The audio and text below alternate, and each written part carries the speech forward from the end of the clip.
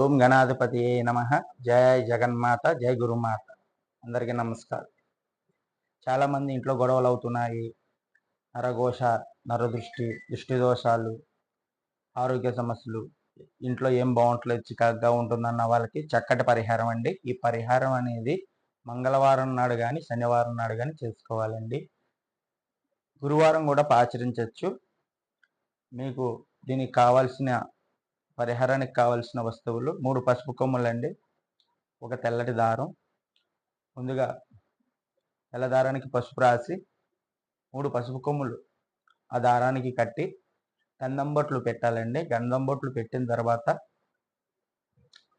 ఓం నమ శివాయ అనే మంత్రం కానీ లేదా హనుమాన్ అష్టోత్తర నామాలు కానీ ఆ పసుపు కొమ్ముల మీద పసుపు కుంకుమ వేసి పూజ చేసి ధూపం వేసి ఇంటి సింహద్వారం ముందు పక్కన తగిలించాలండి.